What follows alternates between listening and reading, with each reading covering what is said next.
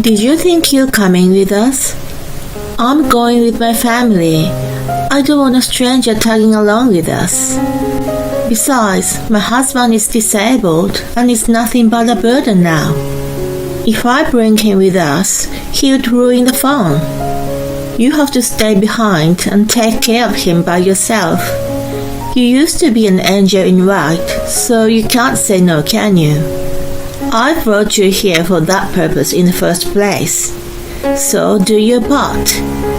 I was living with my in-laws to support my father-in-law, who was seriously injured in an accident.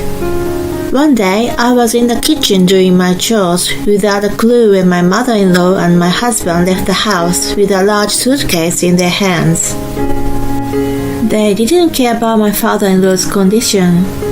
They had no way of knowing what I was doing through every day in the house. I clenched my fist with tears of frustration.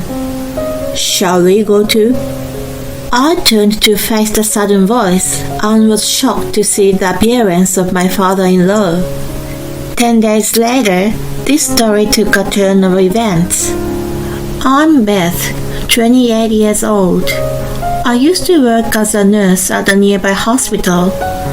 My husband Alex, who used to frequent the hospital, took an interest in me, and we got married 6 months ago. He's 35 years old, 7 years older than me, and works as a civil servant. I used to work both day and night shifts depending on the emergency. This meant that I would have less time to spend with him. I stopped working for the time being and have been a full-time housewife. I never liked doing housework, but I gradually learned to be efficient for the sake of hardworking Alex. One night, he received a call from his mother. I could hear her frantic voice over the phone. Oh my God, your dad got into a car accident. I don't know what to do. Oh dear, what should I do? Mom, calm down. Take a deep breath and tell me what happened. I was stunned to hear that my father-in-law Connor had been in an accident. He had suffered a serious head injury, lost consciousness, and was rushed by ambulance.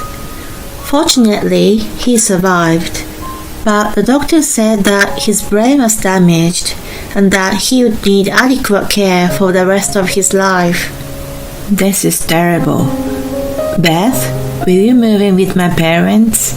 My mom wouldn't be able to do it all by herself. It will be a relief to have someone with experience. Of course, I'm concerned too. I would do anything to help such a great father-in-law. Thus, I willingly accepted Alex's request to move in with my in-laws. The next day, I started a new life living with the four of us. However, it was the beginning of hell for me. At first, my mother-in-law Elle welcomed me with smiles and open arms. Within 3 days, she gave up on housework, and I found myself doing everything. Beth, you are a full-time housewife, right? Then there's no reason for me to do the housework. Connor can't move or talk, so you look after him well. You were taking care of your patients before, so it's an easy task for you, right? She always took the easy way out and forced me to do things she didn't want to do. My in-laws' house was a big 5-bedroom mansion. It took me hours just to do the usual cleaning. On top of that, I had to do the laundry, cook meals, and take care of Connor. I was exhausted every day. Even so, I did everything without relying on Elle, but she never once thanked me. On the contrary, she enjoyed criticizing my efforts. Beth, you're not washing the clothes in the right way. Your cooking is tasteless without the proper seasoning. How can you call yourself a full-time housewife? I'm sorry, but I do everything by myself. Can you let me do it the way I want? No, You've only been a housewife for 6 months and already think you're all that? This is my house. You live here, so you obey me. I became increasingly fed up with her treating me like a servant and asked Alex for help. Hon, can't you help me out once in a while? I'm getting tired of having to deal with your mother's complaints day in and day out. He responded with a smirk. Well, she has the authority in this house, so you just need to follow her rule. I'm already tired from working, so no way I'm gonna help you with the chores. For someone who's been provided by me, you're asking too much. I'd rather you be grateful. He was completely on Elle's side. While enduring such a situation, I tried my best to help Connor recover every day. 6 months after we started living together, he got better to the point he could walk. How wonderful to see you walking. I praised his efforts in tears, partly because I had been rewarded for all the care I had given him. However, he was still unable to speak properly and remained mute in response to me. He was not able to eat well and still suffered from the after effects of the accident. Still, I held his hand tightly and kept telling him it's gonna be alright. The next morning, as I was preparing breakfast, I heard Elle and Alex talking in the living room. It's our first trip to Paris. I can't believe I get to enjoy my first trip abroad with you. I'm so excited. Me too. I'm honored to be able to take you there. Let's forget our stress and enjoy it to the fullest. Apparently, they had been planning the trip for several days without telling me and Connor. When I overheard that, they would be leaving soon, I rushed to the living room. What on earth are you talking about? A trip to Paris? Oh, you heard us. We are going for a little getaway together. Do you have a problem? I guess not. I thought it was nice that they were taking a trip together, but what bothered me was that they kept this a secret from me. Isn't it too abrupt that you're leaving today?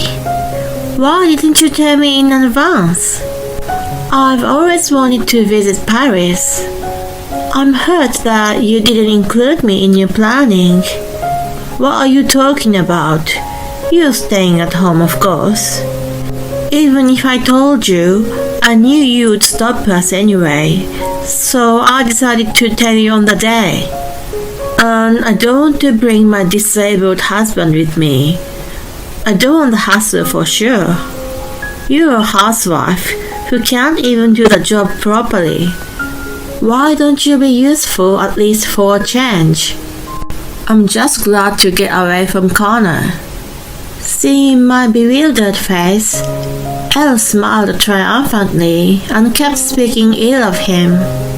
She never even tried to get involved with his care anyway. Mom, it's time to go. Oh yes, we are leaving now. We'll be away for about 10 days, so make sure you take care of the house and take good care of Connor's dementia. I guess he's only going to get worse.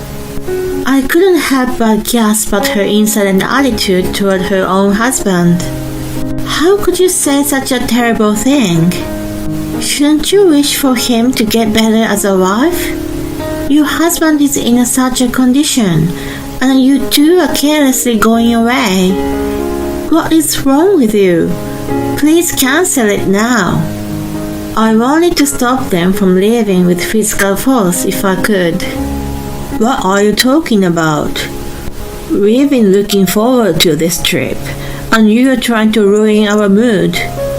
It's been planned for a long time, and we've already booked the plane tickets. I even managed to get a paid leave amidst the busy schedule, so I'm going to make the most of these 10 days. I've been providing for you. You have no right to stop us. That's right. Connor isn't getting any better anyway. Nothing will change even if we stay with him. We're going to be late, so this conversation's over. Once again, take care of the house. The pressure from the two of them was indeed too much for me, and I was at a loss for words.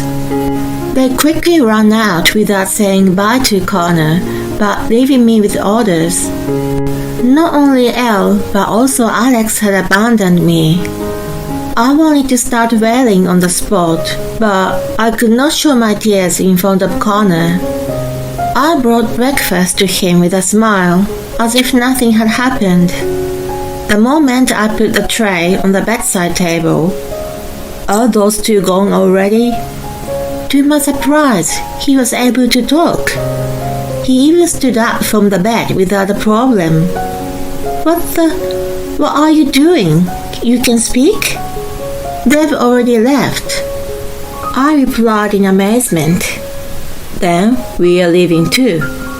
He quickly got ready and walked out of the room. 10 days had passed since Elle and Alex left home. Suddenly, they were speechless. The house, which was supposed to be there, had been turned into a flat land. Both of them panicked at the shocking sight. Alex called me in frenzy. "Oh my God, what the hell happened? The house is gone. Welcome back. We got rid of the house. Also, your father and I have decided to divorce you guys. Our attorney will call you later." They cursed me for this unexpected turn of events. "There's no way you can do such a selfish thing. You're not even the owner of the house." "She's right. You better explain yourself." I brushed it off saying, "I'll let Connor take over now." I handed the phone to him, who was standing nearby. "You two, listen to me very carefully." They were stunned to hear him speak in such a clear voice. What really happened was that he had regained his speech about 3 months after the car accident. He had kept it a secret from us all and had been receiving treatment and rehabilitation at another hospital run by his acquaintance. With his amazing recovery, he was able to speak as normal, and the after effects of the accident had disappeared. I had often witnessed him wandering about the house, but that was only a pretense of dementia. He was actually going to a hospital or to see his legal advisor. He was the only son of an affluent family and had been managing his vast wealth alone since his parents died when he was young. On the day Elle and Alex departed for Paris, I followed him to his attorney's office. He decided to move into a luxury senior apartment with nursing care, which was affiliated with the hospital I used to work at.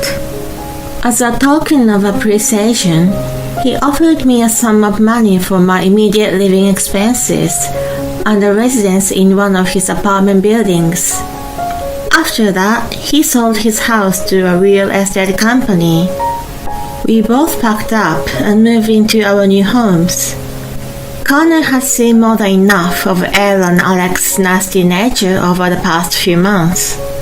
He was disgusted and demanded a divorce from Elle and declared to cut ties with both of them. "How can you abandon your own son?" Alex was furious, but Connor calmly confessed, "Actually, you and I are not related by blood." Alex was speechless. Connor explained to him everything that had happened. Alex was brought to the family when he was still a newborn. Elle and Connor had kept it a secret all this time. When Connor's best friend suddenly passed away, leaving his pregnant wife without much means to live, Connor pitied and took her in. Their marriage was out of the norm, but they were happy living together as a family of 3. However, Elle and Alex took advantage of the fact that Connor had become bedridden. They started spending a lot of his money and even used it to pay for the trip as well. When he noticed it, he pretended to be physically disabled. He dared them to do as they pleased and waited for the right moment. Having grown sick of them, he decided to sell the mansion. He also donated most of his wealth to a foundation for orphaned children. He had already asked the attorney to take care of the necessary procedures. I was amazed by the fact that something on such a big scale had been done so quietly. He told them that the rest would be discussed through his attorney and handed me the phone. Elle and Alex flipped out and begged me to do something about it, but I had no sympathy for them. Too bad. I've been told I'm useless except as a caregiver. I hung up the phone on them. Connor and I received numerous calls from them every day. I picked up once and told them, "I've left everything in the hands of my lawyer, so don't call me again." I blocked their calls after that. Not only did they lose their place of residence, but they faced divorce proceedings.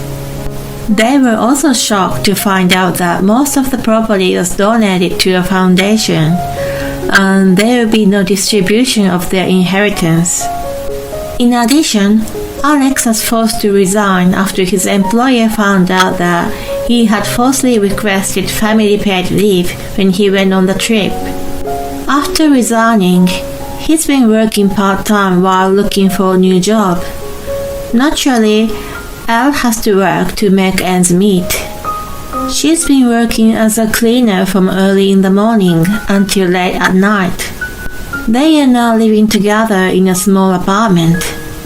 Meanwhile, after my divorce was finalized, I returned to the hospital where I used to work. I'm working as a nurse again. I visit Connor on a regular basis and enjoy our conversations. By the way, I've been wondering why you didn't tell me that you had recovered. You could have told me. Oh, that's because if I told you, I was afraid that those two would have found out too. My intention was to catch them off guard, you know. I'm sorry you had to deal with them for half a year.